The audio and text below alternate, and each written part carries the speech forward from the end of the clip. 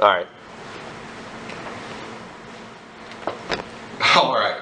My name is Garrett Cormer, and this presentation will be on atomic emission spectroscopy. So first, to start off, the paper I'm going to analyze really dives into wastewater and some of the key parts about wastewater.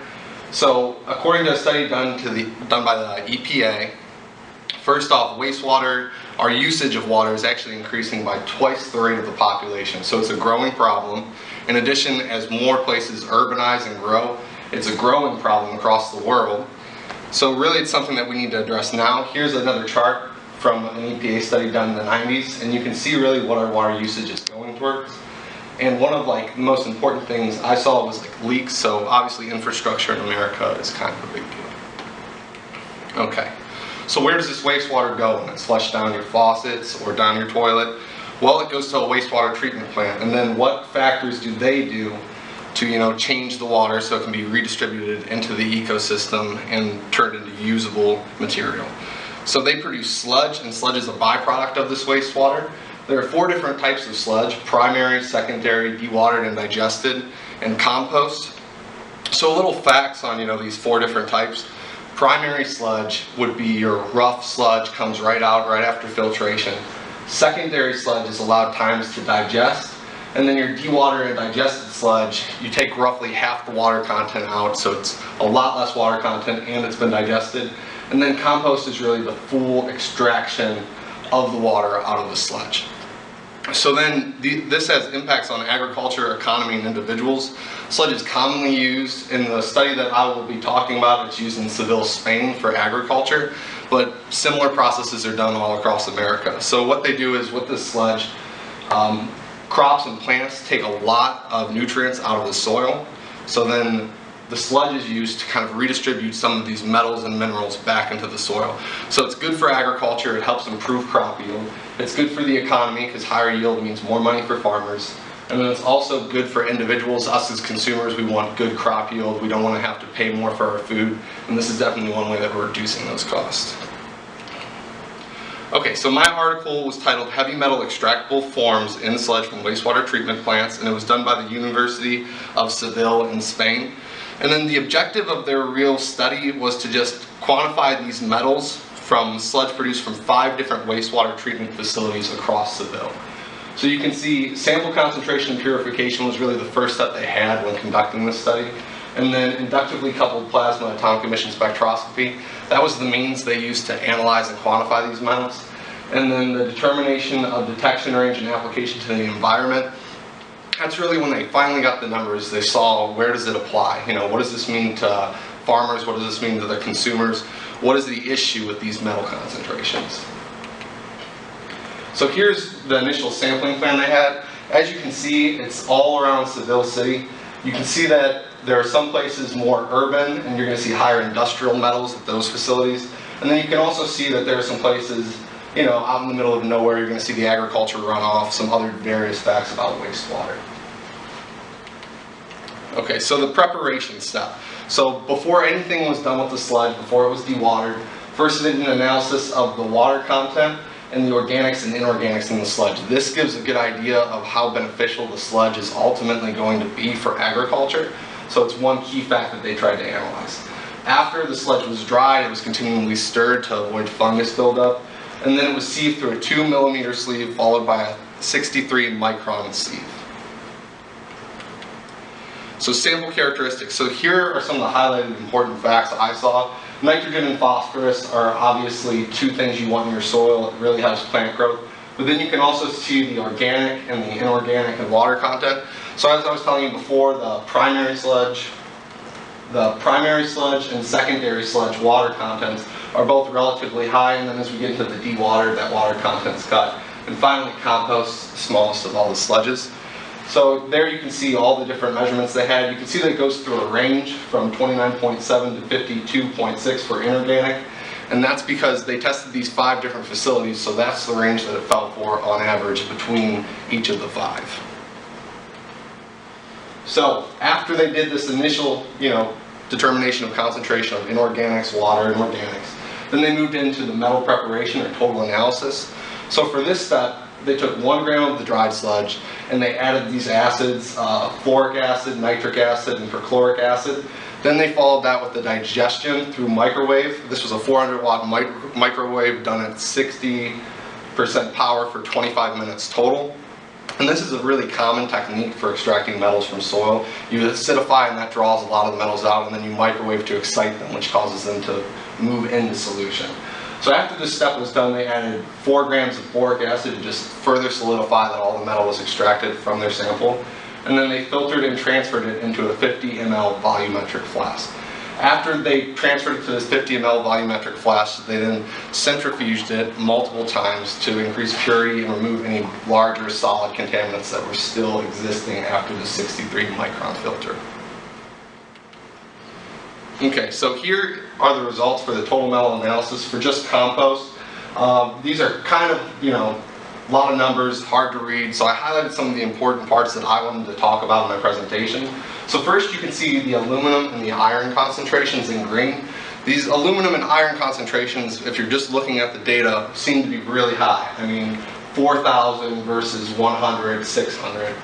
So they seem really high, but what you need to remember is aluminum and iron are 2 of the most abundant metals in Earth's crust. So you're going to see a higher level anytime you have any underground sewer system, anytime you have any connection from pipes, stuff like that. Those numbers are going to increase in older homes.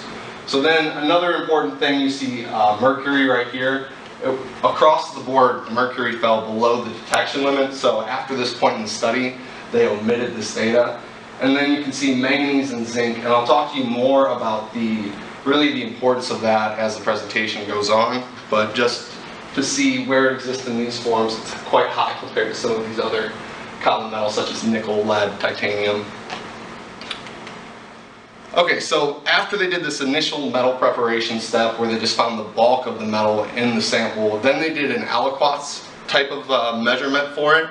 And for this aliquots sample, they broke it up into 4 main parts: exchangeable, reducible, oxidizable, and residual metals.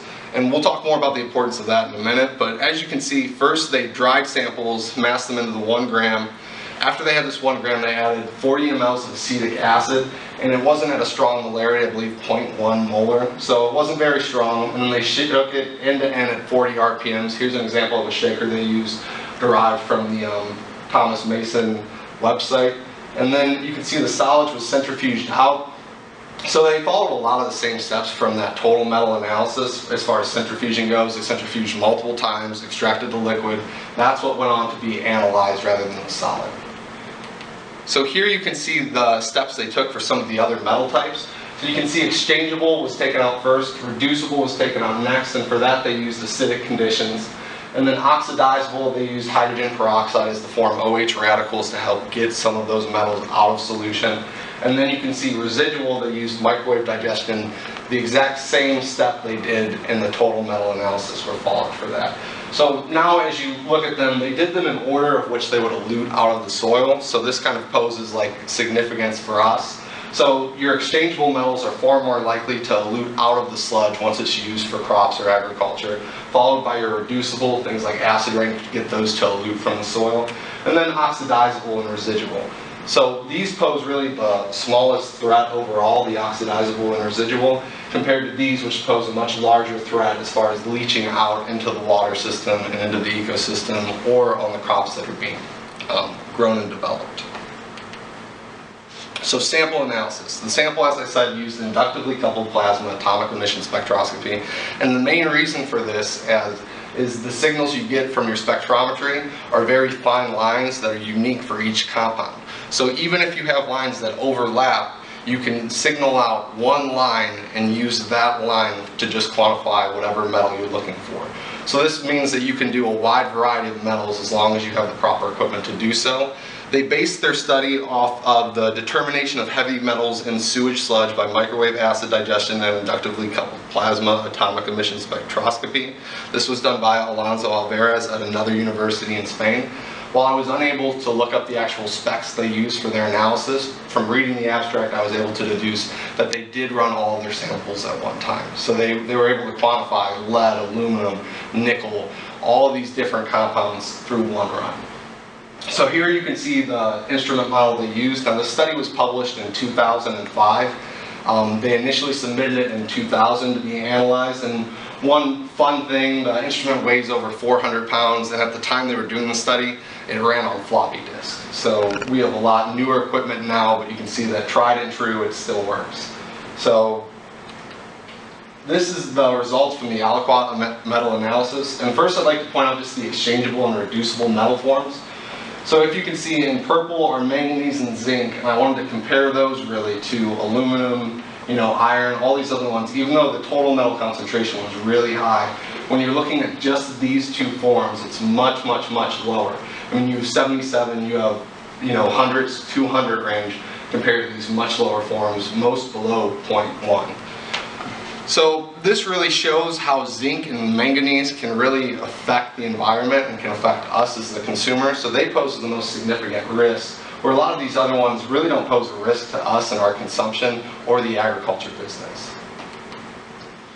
So then after they composed their data in the graphic form, they then moved it over to this bar graph. So this displays the four main types. You can see exchangeable, reducible, oxidizable, and residual metals in the graph form. And this really relates more because you can see what each metal is going towards. So you can see here that while zinc, the total exchangeable metal, seems really high, compared to some of these other ones, they don't have any at all. So it may not be as high as, say, your reducible metals or your residual metals in the case of like iron, but they're still really high relative to the other amounts of exchangeable metals found in a lot of these other compounds. So this really demonstrates to me the big threat.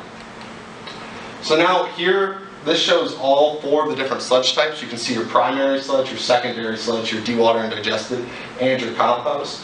So this allows us to draw really meaningful observations on how they relate to each other. You can see across the board, the iron content's high. A lot of them follow the same, rough levels, depending on how much they were dehydrated. But you can also see that zinc in this exchangeable form in each one is present, showing that there really is an issue with zinc and with manganese.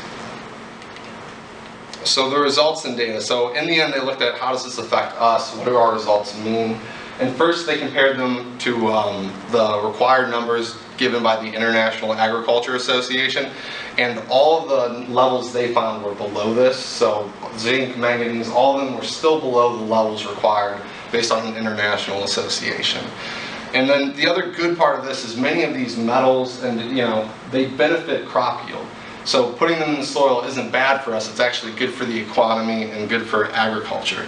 And this is really going to improve crop yield, help them make more money, so it's good for everyone. But then the bad. So compounds in the soil can be present for years, especially some of these hard to extract ones. They can be present long term. So every year, if you're putting the sludge down, you're layering and you're layering and you're layering, you're going to see higher levels over time, and it's these higher levels that can pose a risk. If there's a large amount of rainfall, these can get washed out into the ecosystem. And then at the same time, the levels of zinc and manganese were high in exchangeable and reducible forms. So I looked into some of the impacts zinc and manganese can have in these forms.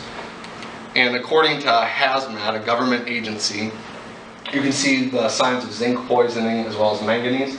So with zinc, you can be exposed to collapse, fever, rash, shock, or even vomiting when you're consuming too much of this. While it's required for us for our dietary consumption, you really don't want to get overly high levels. So if it poses that problem with us, it can also pose a problem with the ecosystem and other animals that this zinc is going to be impacting. And in the same aspect, you have manganese, and manganese really impacts hallucinations, headache, even mood impairment can be observed from too high levels in the body. So while we want these in our dietary consumption, we don't want them in levels too high. We don't want them found in the crops we're consuming, or even fish from the stream. So bibliographic information, like I said before, most of the data presented in this article was from the heavy metal extractable forms in sludge from wastewater treatment plants, given by Alonso Alvarez and a few of his colleagues from the Department of Analytical Chemistry and the University of Seville, Spain. And as you can see, the ACS that published this, they actually received it in 2000, and then it wasn't accepted to be published and revised until 2005. So while the instrumentation may seem old, at the time it was still on the upper end and it was still being manufactured until the date they published it. So here is a list of my resources, and if you have any questions, feel free to ask them at this point.